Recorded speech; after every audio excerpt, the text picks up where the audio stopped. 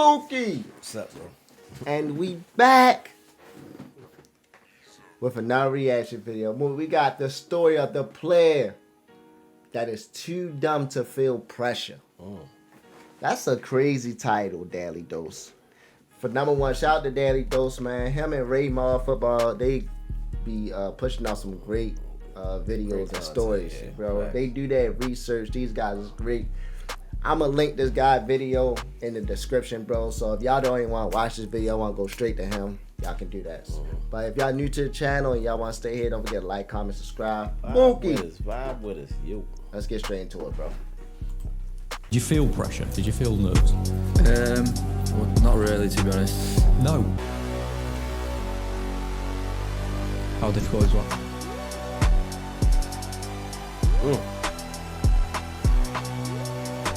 Alright, so is that Cole Palmer? Yes, it is. Okay.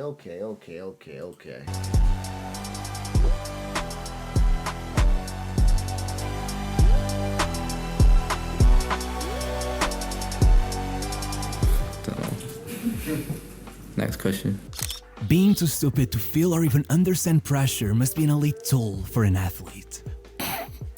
So listen to this. If you're one of those people who watch Cole Palmer stutter in his interviews and think to themselves, see, he's so dumb, I got bad news for you. It's time to lock those eyes to the screen and realize that Cole Palmer is one of the smartest players in the league. I don't care what goes on outside the pitch. This guy has been pulling outlandish numbers since he was a child, and still, check any scouting reports, and the first thing they mention is never his dribbling or his goal scoring. It's his football IQ. The kid is a footballing genius. Wow. Go back to 2010 when the kid was still back in goddamn Wythenshawe, splitting his time between after-school detention, watching his father in the Sunday League, and playing grassroots football, and everyone around him already knew it. Just listen to what his first coach once said. Every game, I'd catch myself about to yell, "What are you doing?" Only to realize 5 seconds later that this prodigy had put in a pass that I would have never even seen. Wow. At that age, Liverpool City and his childhood club Man United were already all coming after him, and even then, he remained cold-blooded. The second United told him he'd only be coming in for a trial, he turned their backs on him and joined City instead. He wasn't gonna allow anyone to slow him down. In fact, hear this story out. In 2018, the Man City Academy held a meeting to decide which players to kick out of the club, and Cole Palmer's name was on the list. With all of his teammates growing far bigger than him, his performances had been in decline for 2 whole seasons, and with everyone looking for the fastest, most dominant dribblers, they were on the verge of signing off on his release when Jason Wilcox, the director of the whole academy, stepped in and overrode their decision. Wow. When asked what he saw in him, you know what he said? He's extremely clever. You guys can even see the things he's seeing. And over the next 12 months, after years of going home lamenting to his father that he just wished he was bigger, Palmer jumped up from 5'7" to 6'2" in a flash. Just 1 year later. That gotta be talked about. Yeah. That's A lot crazy. of basketball players do that too, just have a growth spread out of nowhere, bro. Anthony Davis did that. He was a point guard in like middle school or high school or something. Shorty was like, I think like 5'8", 5'9", bro. Yeah. Yo went to like 6'2", 6'3" in one summer. Yo, that's bro. crazy, yo. I'm Kept supposed to be going that 'cause you tall, like bro. 6'10", huh? I'm supposed to be like 6 inches. Nah, you be a big lanky dump. Nah, I be dunking on that. You. Later, not only was he captaining Man City's under-18s to the league title, putting down 20 goal contributions in 1,100 minutes, but he had put them in the final of the FA Youth Cup, where he assisted their first to level the match, then score the winner, and lifted up his jersey to show a picture of Jeremy Whiston, his former teammate who tragically took his own life after City refused to help him find an agent after dropping him from the academy right in the middle of the pandemic. Damn. As Palmer would go on to say, off the pitch, I may not be the loudest guy, I don't say much, but once there, it all comes out. Right. And over the next 3 years, it would not be any different. The only problem was that the reward never came. The next season, they got him training with the first team permanently while still playing mostly with the under-23s, but even once the 19-year-old completely dismantled guys that should be playing 4 age groups above him, dropping 19 goal contributions in just 1,200 minutes and taking the league title again. All Pep Guardiola had waiting for him was 1 League Cup appearance and 8 minutes in the Champions League. The year after that, he opened things up with his first goal for the senior team, then came back on a month later against Burnley and ran into the dressing room the moment the final whistle was heard, grabbed his coat, ate a cereal bar, and ran out the back door as Grealish and Foden looked at him like he was crazy. An hour later, he was already back with the under-23s asking the manager if he could still be put in the starting 11 despite having already played a match that day, and by the end, he had banged in a hat-trick. But even when the press came up to him asking him about the situation, all he had to say was, "If there's a game happening somewhere, I want to be in it. This isn't a big deal. I think a couple other lads have done it too." Minus the hat-trick. But even though this whole situation earned him a few more first-team call-ups, even though he scored in the Champions League just 3 days later and came back in January to take the man of the match in his first game of the year, that would be his last appearance. With a foot injury leaving him out for 3 months and Pep too busy fighting off Liverpool to notice he had been averaging a goal contribution every 85 minutes he had played under his guidance, he kept hearing the same old promise: next year, it will be your turn. City closed the transfer market by shipping out Gabriel Jesus and Sterling, supposedly opening up the way for Palmer's full introduction into the team. It wasn't quite like that. 10 months later, though 21-year-old Palmer got to collect the Champions League medal as his team conquered the second ever treble in the history of English football, the reality is that he had virtually nothing to do with it, and he knew it. Looking at his 25 appearances, you'd almost be led to believe that things had changed, but really, the kid who a year before seemed to be salivating at the chance to play wherever it may be, was now averaging only 25 minutes of game time whenever Pep even let him on the pitch. Either things changed, or Palmer was gonna have to change them himself. Right. So, 12 days after the Champions League final, Palmer arrived at the Under-21 European Championship, and though he started off slow, once he watched Gibbs White miss a penalty in the semi-finals, risking England's best chance at taking that trophy in 39 years, like clockwork, Palmer showed up, assisting the opener, scoring the second, and then assisting the third, coming back 3 days later to smacking the free kick that won them the whole thing. Okay. Now, Cole Palmer was an European champion in his own terms, a Man City Academy graduate with 13 years of service to the club under his belt, and still, even after he came in late against Arsenal, putting Man City in front of the race for the Community Shield only for them to choke and let go of the title in the last minutes, not to mention that a few days later he also scored their only goal in the European Super Cup, saving the club from starting the year by losing out on 2 trophies. By the time he got back to Manchester, instead of being welcomed with cheers, Pep Guardiola, the same guy that had promised him that he'd finally be made into a starter the moment Mahrez left, came to him with an offer, a loan deal out to Burnley.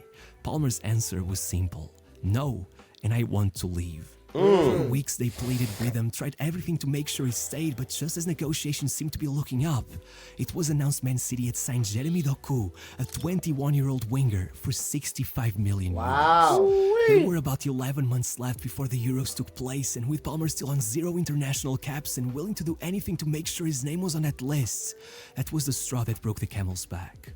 Only 4 days later, Fabrizio Romano claimed that after failing to secure the signing of Michael Olise, Chelsea were now in rapid-fire negotiations for a mystery attacker, and just as the fans began hyping up half a dozen big-name players they believed could be their new signing, it was announced their mystery man was Cole Palmer. To say some fans were disappointed would be putting it lightly. They had just paid 50 million euros for a 21-year-old kid that still lived at his parents' house. They already had Madueke, Mudryk, Sterling, and Nkunku in their ranks, and now they were paying a fortune for a guy that had 1,400 minutes of senior football to his name. When Foden was the same age, it was already up to 7,000. It was really hard to argue that after spending over $1 billion in transfers, this would be the guy that was going to fix the most dysfunctional squad in the country, but then Palmer did his thing.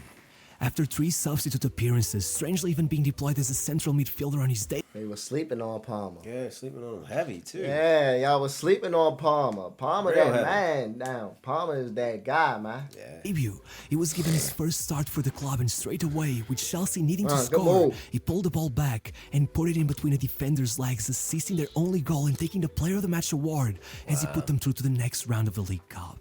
Suddenly, all the newspapers were writing that Cole Palmer cannot be kept on the bench, and Pochettino must have seen those headlines because the game after that, he put Palmer on the starting 11.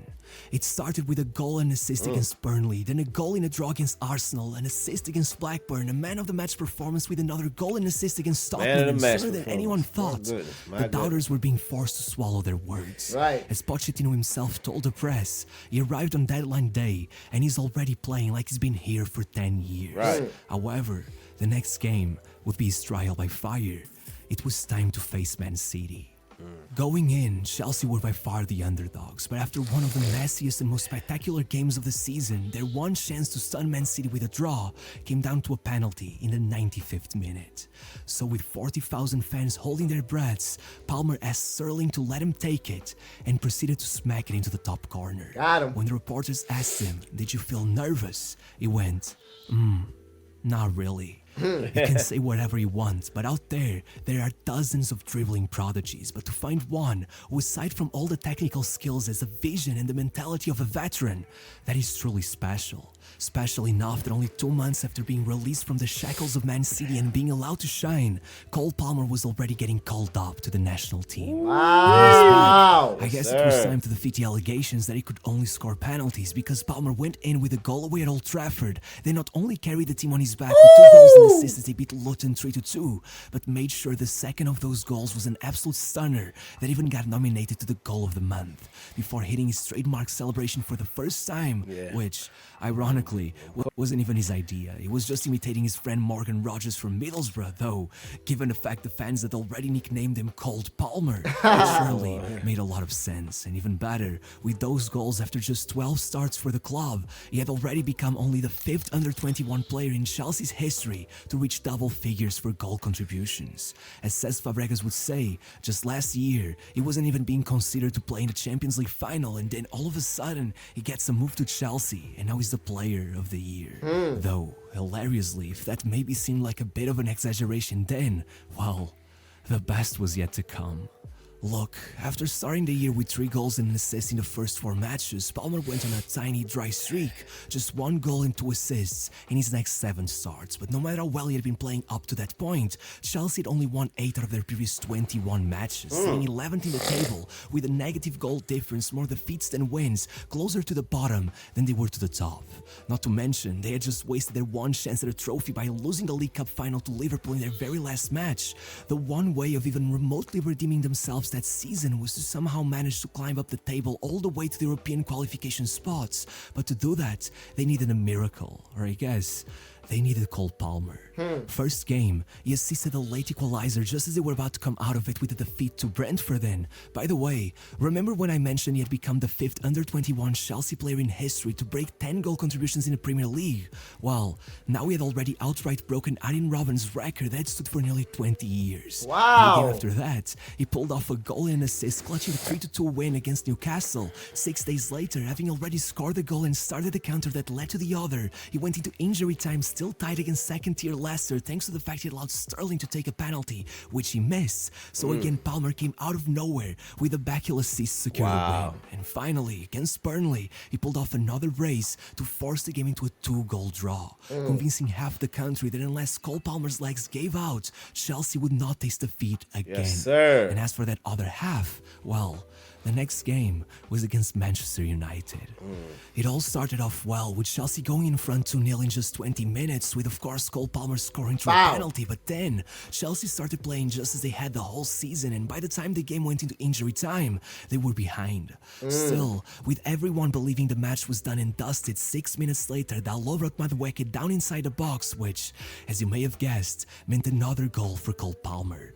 Though that one stopped looking as impressive once he scored another just a couple minutes later to complete the hat-trick and take the win for his team. 4-3. But yet again, that would not be the peak of his season. The next game, he assisted a decisive goal in yet another draw, and then against Everton. No words would do it justice. To start things off, a backheel touch to Jackson, then the cleanest of curlers with his left foot. 5 minutes That boy later, he comes out playing, of nowhere yo. to heading his second, and only 11 minutes after that, he intercepts it and smacks it in from 40 yards out. Oh, wow. It was the fastest perfect hat-trick in the history of the Premier League, the only first-half hat-trick in Chelsea's history, the first Chelsea player to score in 7. Bro, keep racking it up. And Chelsea been suffering for a few years now, bro. My fault. First half hat trick, Mookie.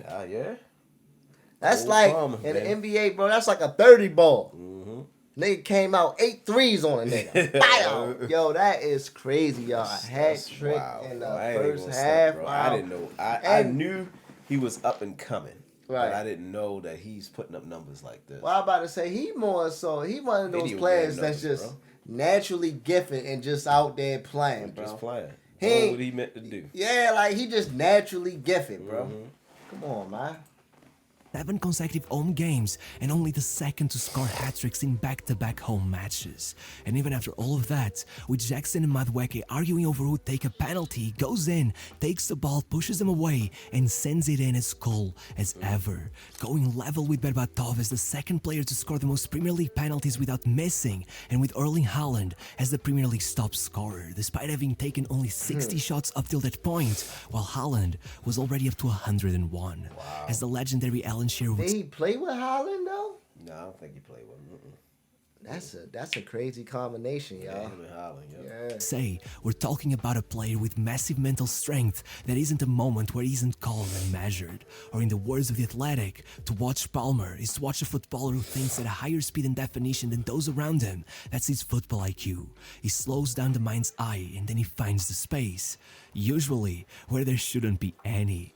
And of course, to finish off the season, a goal against West Ham and then an assist in a 3-2 win, a goal in a 2-1 win, and an assist for the winner in the final match of the season, completing a run of 12 matches without a defeat and getting Chelsea up to 63 points, out of which he was directly responsible for 27.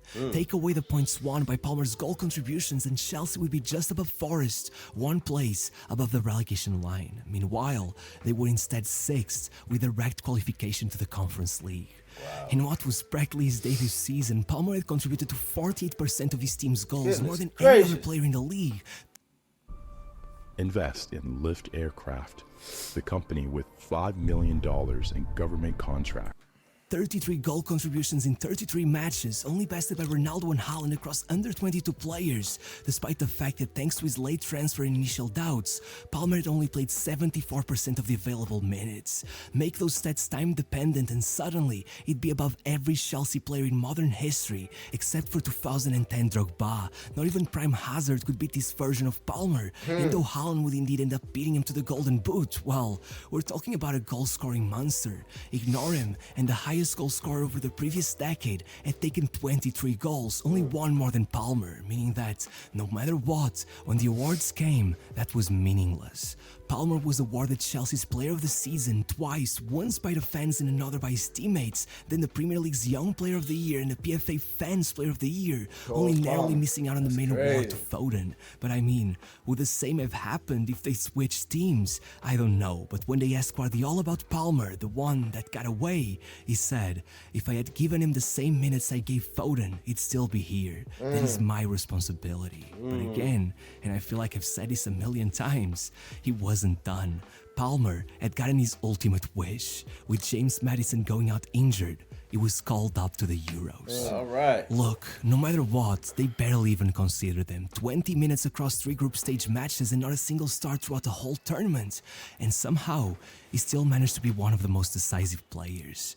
In the semi-final, with the game about to go into extra time, he was subbed in with 10 minutes left alongside Watkins, who told him, set me up and I'll score. And not only did he do just that, putting them in the final, but once there, again, he came in late and with England trailing behind, he needed only 4 touches on the ball to score the equalizer, though England would concede again and go home empty-handed. But trust me, regardless of how little game time he got, there were not many players on that team who deserved that trophy much more than him. And thankfully, there's still time. Not only has Palmer started his second season with a goal and 4 assists in his first 5 matches, but with rumors already brewing that another club could come in and take him from Chelsea, one thing is sure, wherever he goes, I'm sure he will never freeze up under those floodlights. Yeah, definitely. Shorty the man, yo. Shorty coming up. He coming up. Yeah. So let's pick players we gotta watch out for. Yamel, definitely. Yeah, he Cole won the Palmer, he yeah. won some award at the what was the ceremony called yesterday? It wasn't the Ballon d'Or, was it? No, he won. It was another award, a younger award for a young player. But I'm just saying, for the ceremony yesterday, he won a world. I forgot exactly what the award called. But Cole Palmer, bro, he's a genius. He naturally gifted, bro, and we just actually hearing about him probably like 3 or 4 weeks ago, I man. know Chelsea fans happy, bro. Man, happy as I don't know what, man. Chelsea happy. And he has no pressure. He just out there just playing, bro. And he gonna, it's just natural. You feel me? Thanks. But overall, what you guys say about man? Main I man. mean, he's just showcasing his talent right now. He's still young. He still got a lot in him, and you know, I'm just happy. I'm gonna be following him now. Right, You know what I'm Be saying? I'll paying watching attention Chelsea to him. games now. Definitely. Facts, man. Shout out to Daily Dose. Y'all let us know what y'all think about this video right here, man. We love y'all, fam. We appreciate y'all. We going live tomorrow. I'm Nick And Dunson, I'm gonna be done. and we out, baby. One.